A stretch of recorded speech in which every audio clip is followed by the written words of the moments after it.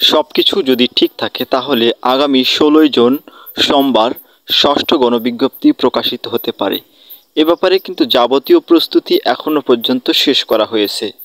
আন্দোলন দিয়ে কোনো কিছু লাভ হবে না, একমাত্র আদালত থেকে যদি বিশেষ কোনো নির্দেশনা না আসে। তবে আমরা আশা করছি ১৬ তারিখের মধ্যে আদালত থেকে বিশেষ কোনো ঝামেলা উপস্থিত হবে না। ১৮তম যারা ফেল করেছেন তাদের অনেকেই নানা রকমের আন্দোলন করছেন বা বিভিন্ন দাবি দাওয়া করছেন, কিন্তু দুঃখের বিষয় হচ্ছে এটি যে এই সনদ দেওয়া এটা কিন্তু কোনো দয়ার বিষয় নয়। আজকে সনদ দিবে, আগামীকাল চাকরির জন্য আন্দোলন হবে। সনদ এনটিআরসি ইতিপূর্বে পাইকারি বাজারে দিয়েছিল, সেগুলো কিন্তু এখন নানা ধরনের সমস্যার সৃষ্টি করছে।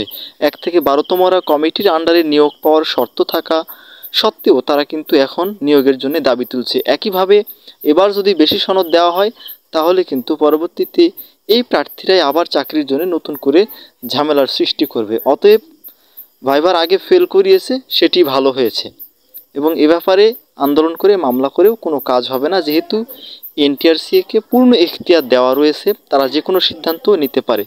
তো যাই হোক, ষষ্ঠ গণবিজ্ঞপ্তি যেহেতু ১৬ তারিখে হবে এবং এর পরপরই কিন্তু ১৭ থেকে ১৮ তারিখের মধ্যেই মেধা তালিকা এবং এই সনদ প্রকাশিত হবে, তখন কিন্তু আপনারা নিজেদের অবস্থান জানতে পারবেন।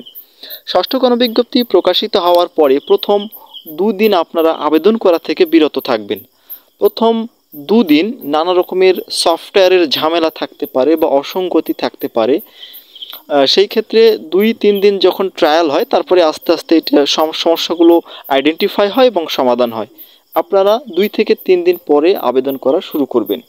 এবং আরেকটা বিষয় বলে রাখি, মোবাইল ফোন থেকে আবেদন করা থেকে আপনারা বিরত থাকবেন এবং এই আবেদনের সময় আপনার এনআইডি সার্টিফিকেট এগুলো মিল রেখে বানান, ঠিকানা, মোবাইল নাম্বার সব কিছু দেখে, ছবি, সিগনেচার সব কিছু মিল রেখে আপনারা একজন ভালো কম্পিউটারের দোকানদারের কাছ থেকে অথবা দক্ষ একজন মানুষের কাছ থেকে আবেদনটা সাবমিট করে নেবেন। মনে রাখবেন, একবার আবেদন সাবমিট হয়ে গেলে এবার কিন্তু সংশোধনের আর সুযোগ পাবেন না।